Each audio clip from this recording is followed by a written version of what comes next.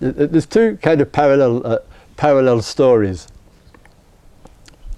And one concerns the Buddha, and the other concerns Shiva. And each one might bring a different kind of response from you. So, those of you who know something of the story of the Buddha, when he was 29, he split. Couldn't handle family life, couldn't handle being married, couldn't handle being a father. He had a son who was a week old. He was confused, he was full of self-doubt, he didn't know where the hell he was, and he ran away. So what's new about men? And forgive me, men, for all you do. And for the next 6 years, he was on the road in India, trying to discover what really mattered. What really mattered. And to his credit, I'm not saying this as his publicity agent, but to his credit, he made a commitment with himself that if he came to some deep realizations in life, if he really woke up, then he would go and speak with his 5 friends, the yogis in Saranath, whom he loved very much and spent much time with, and speak to them about the middle way between the extremes of self-obsession and self-hate, which are still predominant in our species. And from speaking with them, he would go and meet with Yashodhara, his beautiful wife, and with Rahula, and speak with them. And subsequently they came to realizations, and to his credit, from the age of 6, he became a good father. There's plenty of accounts of the father and the son's dialogues together in the old text. More importantly, in a way, is on the night of awakening. These are the 2 stories here.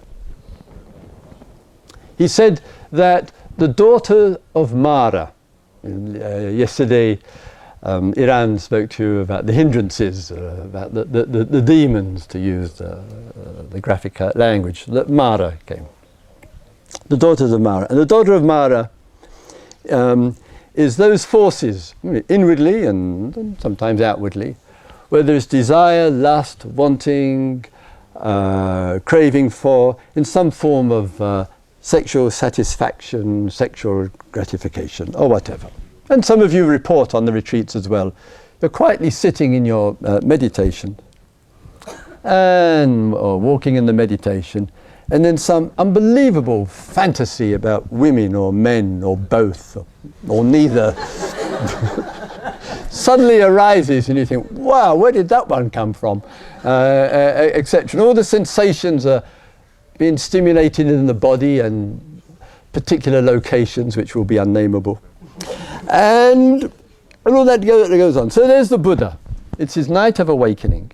And when he was asked about the night of awakening, he said the daughter of Mara came, this force, to pull back into sexual intimacy, wanting, desire and lust. And he saw it through. He saw it was just a force, and it was dissolved, and it faded away. And that grasping, lusting, sensuality, wanting, just dropped away. And he touched a deeper and another place inside. And there was some real waking up taking place. All credit. There's another story of India. And this is the story of Siva. So Shiva's the great yogi, like the Buddha. Shiva is sitting in the Himalayas. And those of you who have seen pictures there will see Shiva. He's got his little lungi on. There, lungi. There. And what else has he got on? Not much else, frankly.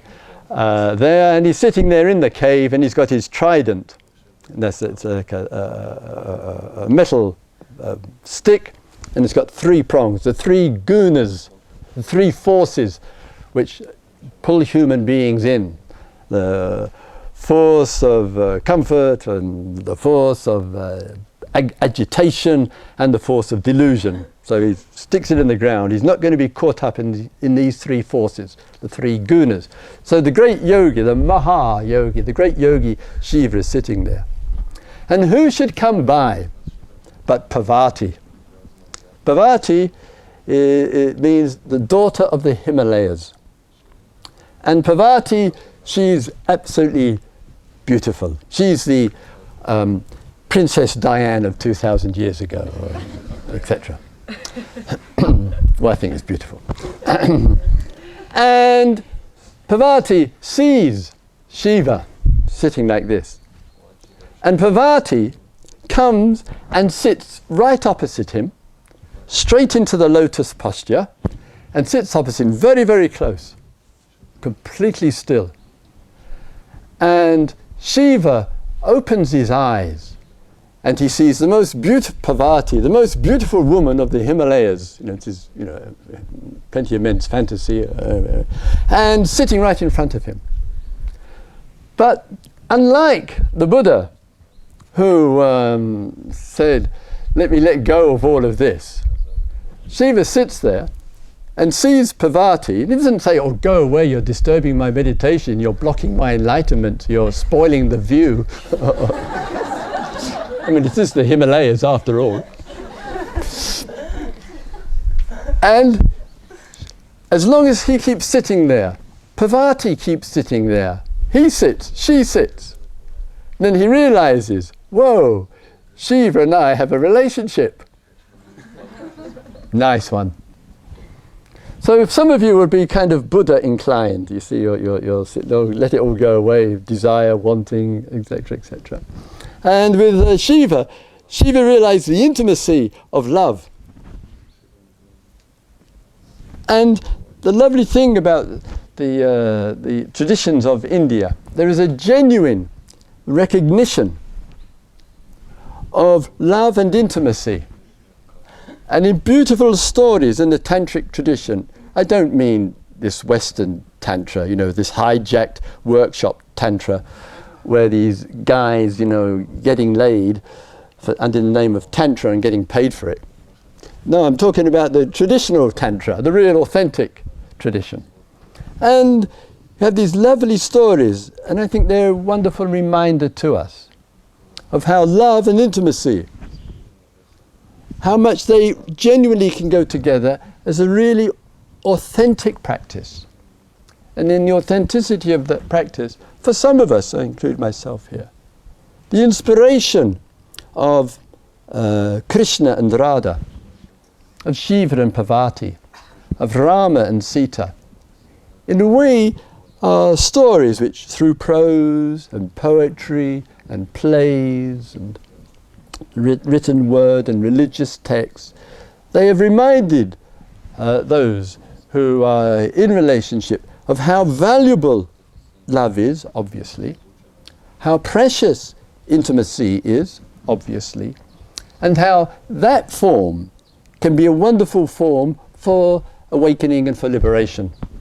Religion, unfortunately, has never, for the most part, generalization, forgive me, for the most part, has simply not been comfortable with romantic life.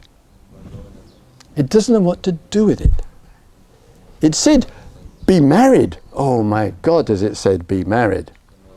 It's made a great archetype out of family life, or it's made a great archetype out of monks' and nuns' life, depending on the religion and what part of the world, of course. But I do feel, for you and I, as men and women on this earth, we have to be free to explore love.